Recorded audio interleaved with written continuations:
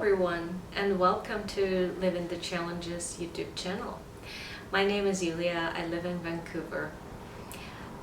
If you're new to my channel, I'll tell you that after unexpected loss of job in Vancouver and eviction notice from my employer, or maybe I should say payer, I decided not to give up, but explore any possible option for me receiving any government support for people like me. I have a low income, I'm a single person, and today I'm gonna share with you my visit to BC Housing, the main office, and Orange Hall. And also I'm gonna share with you how I went to the Ministry of Social Development and Poverty Reduction. And yesterday I also talked to a lawyer about insurance and things like that. So I'm gonna talk about that a little. So, what can I say? A couple of days ago I heard from someone that maybe I should explore BC housing options that are available for me. So I'm gonna read from their website what BC Housing is. BC Housing develops, manages, and administers a range of subsidized housing options and programs across BC, British Columbia. So subsidized BC Housing was an option for me, but they also provide rental housing and housing for people homeless. I mean, in the risk of homelessness. They also work with homeless people and people with disabilities who cannot manage their life. They need support. They cannot cook and maintain their daily lives. So I decided to go to Orange Hall. It is on Hastings Street. Start with that. And if you've never been to Hastings Street, you have to be prepared for this, because I don't know, for me it is one of the scariest places in Vancouver, because what you can see addicts using drugs just on the streets, a lot of garbage, noise, and horrible, terrible smell. And so try to avoid it if you have a chance.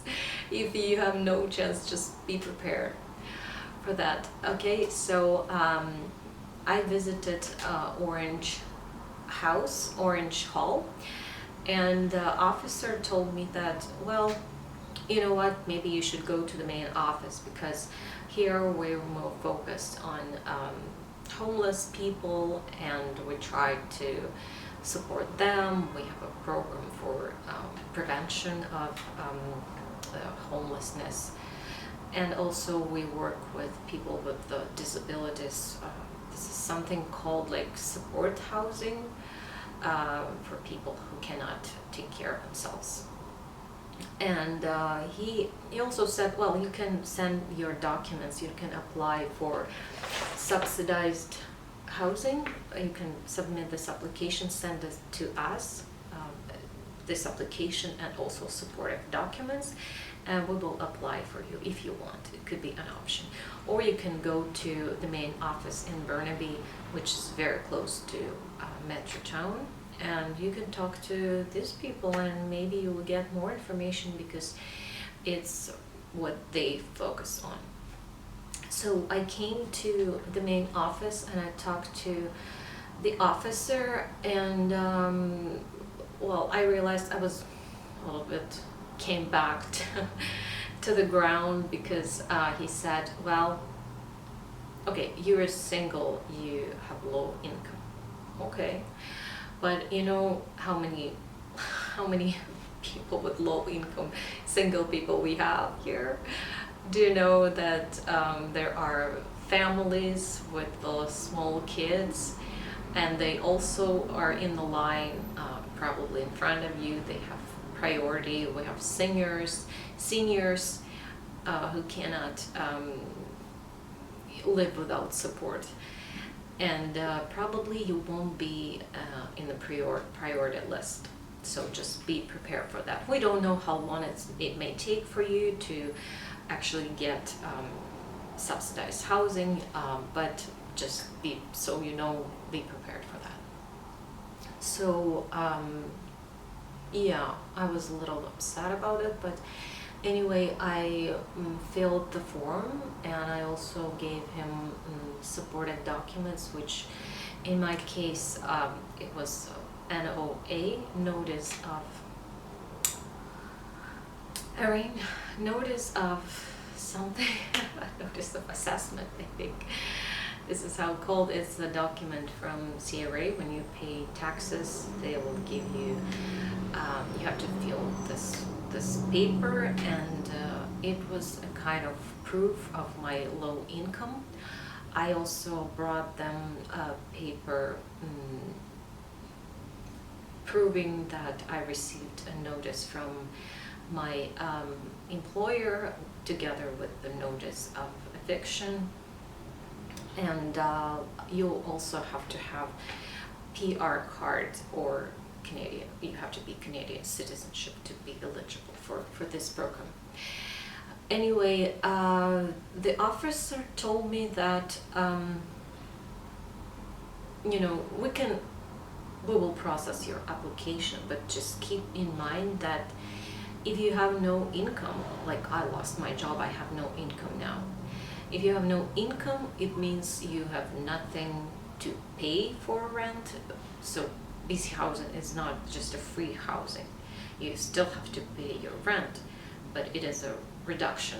The government provides you a little amount of money, so they can partially pay for your rent. So he said if you have no income, you cannot get this housing because you have to pay. And it can be anything. It can be your insurance or other sort of income.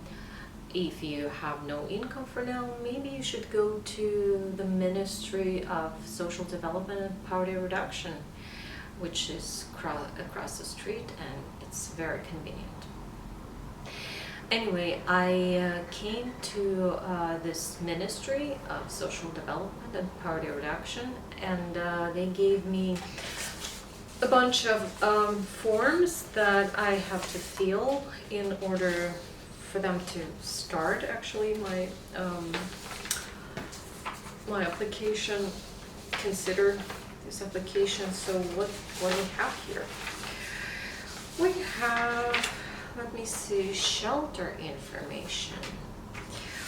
We have bank profile and consent, and employment and assistance application direct deposit request.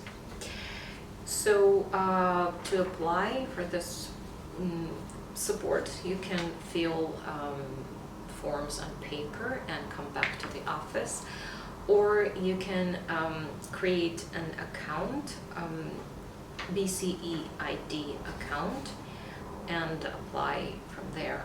I have BCID account, BCE ID account, so I can just log in and fill these forms, and they will reply within, I think, 8 business days. That's what they told me. So this is another opportunity. If I won't get insurance, maybe government will help me with this small little amount of money, and I will be able to continue. I will be considered BC housing as a possible, tenant or whatever they call it. Anyway, I talked to a lawyer as well. It's a really nice organization. They provide consultations for free. And we talked about 30 minutes, and the lawyer was very supportive, and he said I can give him a call again if I have any questions or doubts. So we talked a little bit about insurance, if I'm eligible for that, and he said, well, it's really hard to say because it's unclear in your contract. Like, it is clear because it is contract for service, which means I am a contractor on the paper, but there is a difference between a contractor and employee. And if you go to, like me, to CRA to define the real status, they will look at my responsibilities, actual relationship between me and my payer, and then they will make decision. So until then, I don't know if I am eligible actually for insurance or not. And also he gave me a couple advices on my next steps on what should I do about my eviction. But I think I'm gonna share this information with you after July 1st, because I want to see and observe how my employer is going to behave on July 1st, and then I'm gonna make a decision and move forward. Then I'm gonna make a decision, move forward with that. I might apply, I might open dispute, or I don't know. I have some options. I will keep it in secret for now. Anyway, yeah, I'm glad that for today I have something to do, like this Ministry of Poverty Reduction. I can apply, and tomorrow I have another visit with another lawyer, and I hope I will get another perspective, and maybe there are options I'm not aware of. Anyway, this is it for today. Thank you for subscribing.